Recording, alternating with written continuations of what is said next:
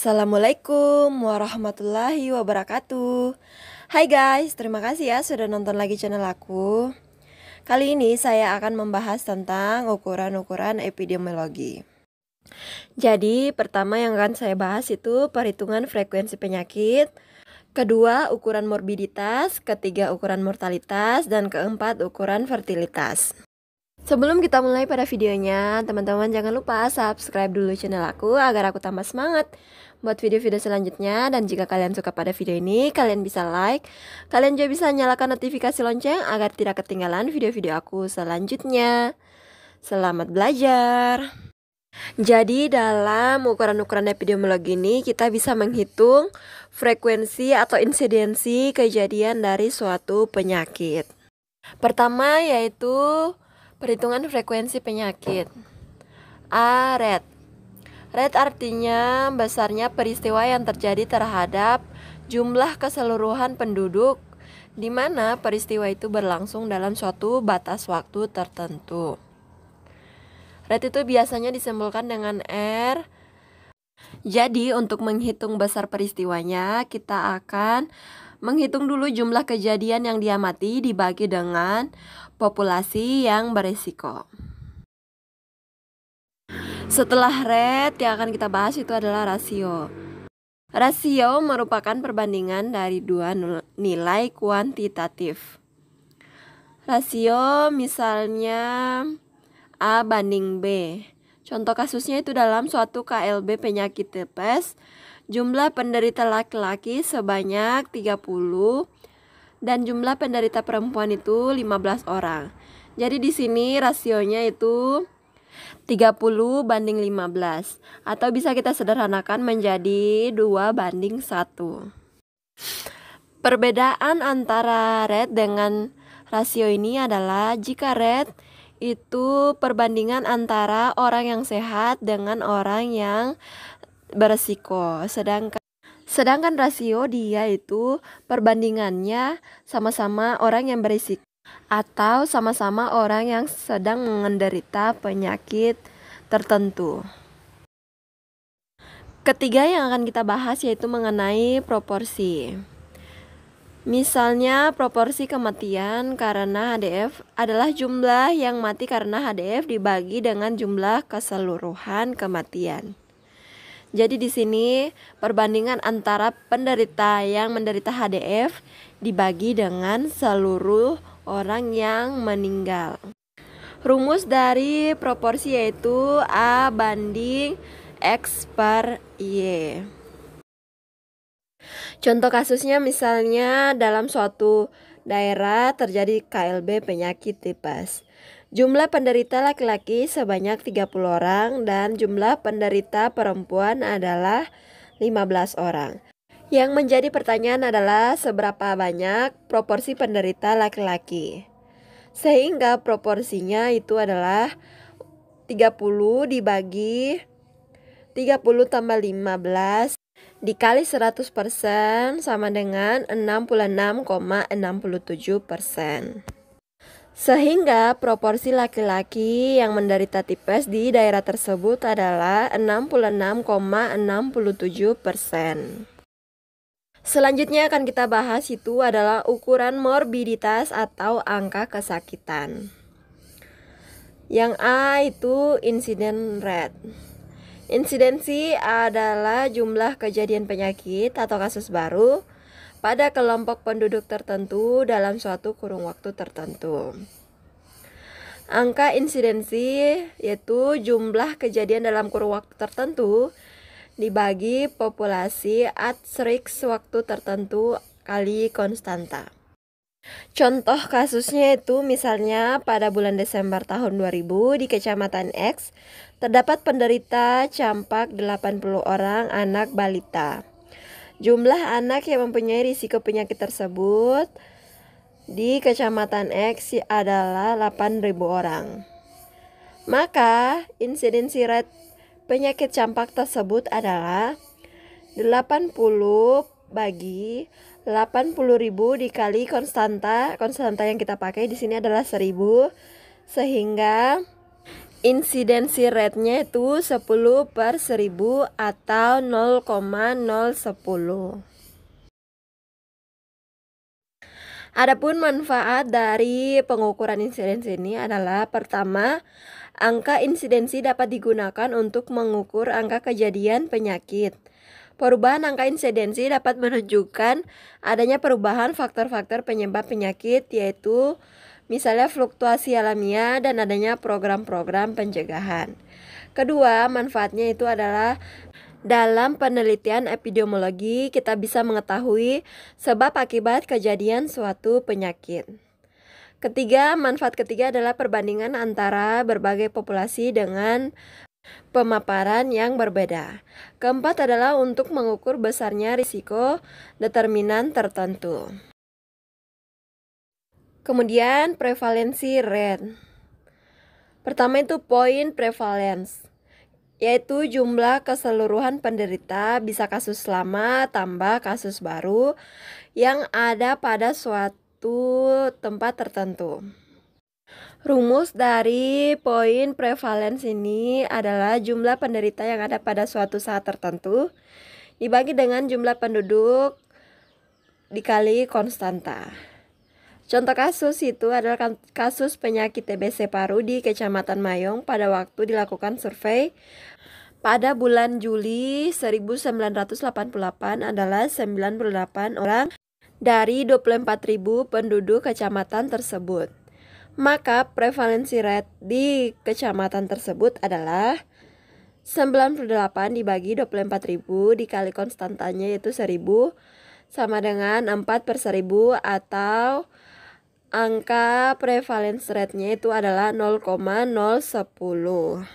Setelah tadi kita membahas prevalensi rate, maka selanjutnya adalah periodic prevalence, yaitu jumlah keseluruhan penderita lama ditambah penderita baru yang ada pada suatu periode tertentu. Point prevalence rumusnya adalah jumlah penderita lama tambah baru dalam suatu periode waktu tertentu dibagi dengan jumlah penduduk pada pertengahan periode waktu yang bersangkutan dikali konstanta. Sebenarnya prevalence rate dengan periode prevalence itu hampir sama, hanya saja pada periode prevalence ini waktunya itu hanya pada pertengahan periode, tidak full pada satu periode. Contohnya misalnya pada periode waktu tahun 2013 dari Januari sampai Desember. Di Kelurahan A terdapat 75 penderita malaria. Pada pertengahan tahun 2013, penduduk di Kelurahan A tersebut berjumlah 500 orang.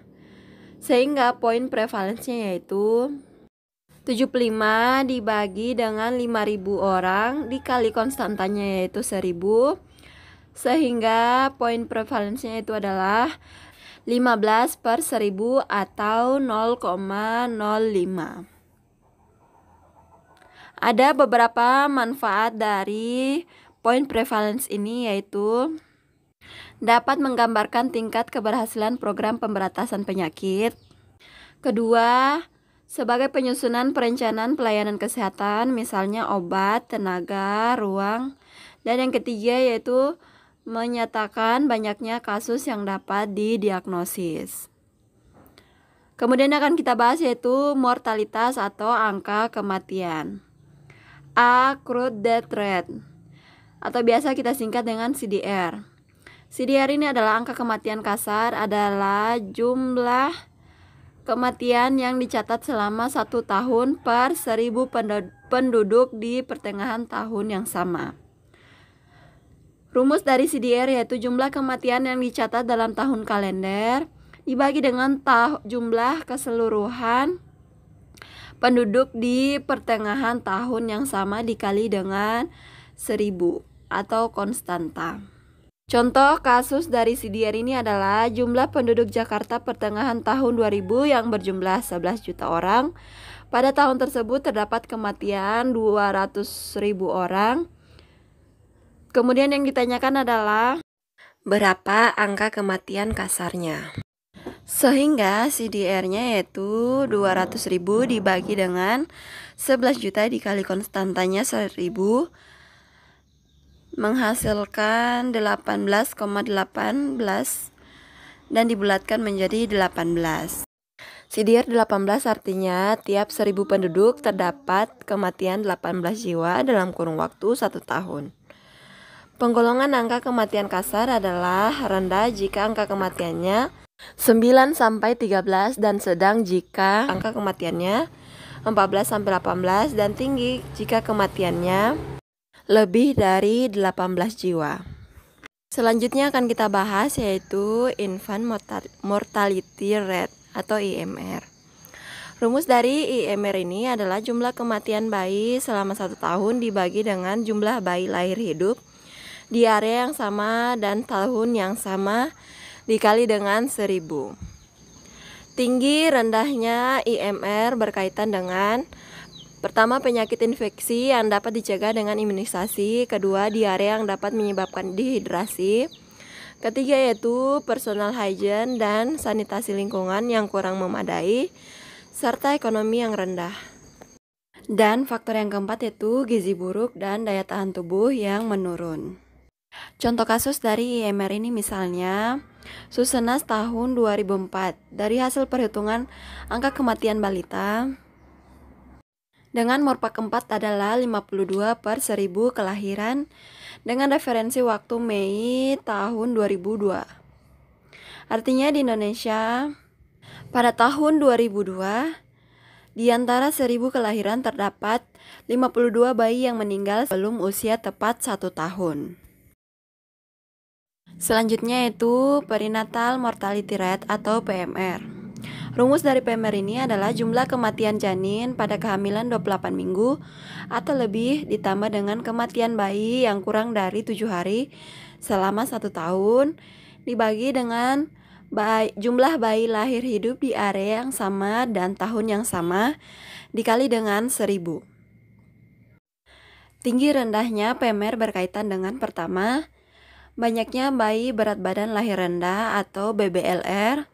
Kedua, status gizi ibu dan bayi. Ketiga, keadaan sosial ekonomi. Keempat, penyakit infeksi terutama infeksi pernapasan atas.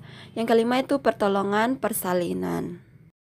Setelah kita membahas perinatal mortality rate, selanjutnya adalah maternal mortality rate atau MMR.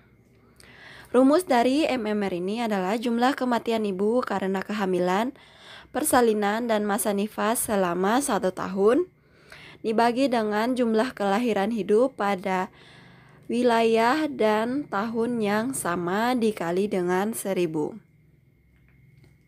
Tinggi rendahnya MMR ini berkaitan dengan pertama, keadaan sosial ekonomi, kedua, kesehatan ibu selama hamil dan bersalin, serta nifas, ketiga, pelayanan kesehatan terhadap ibu, dan yang keempat itu pertolongan persalinan dan perawatan semasa nifas. Selanjutnya akan kita ketahui mengenai ukuran fertilitas atau angka kelahiran. Untuk mengetahui besarnya angka kelahiran, kita bisa menghitungnya dengan menggunakan crude birth rate atau CBR, yaitu angka kelahiran kasar dengan jumlah kelahiran yang sama. Rumus dari CBR ini adalah jumlah kelahiran hidup selama 1 tahun dibagi dengan jumlah penduduk pada pertengahan tahun yang sama dikali dengan 1000. Keterbatasan dari CBR ini yang pertama itu perhitungan CBR sederhana, mudah dihitung tetapi kasar.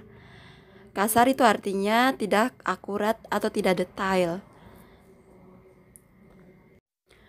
Keterbatasan kedua yaitu perhitungan ini disebut dengan perhitungan kasar karena yang menjadi pembaginya adalah seluruh penduduk baik laki-laki maupun perempuan di seluruh usia termaksud yang bukan perempuan usia produktif.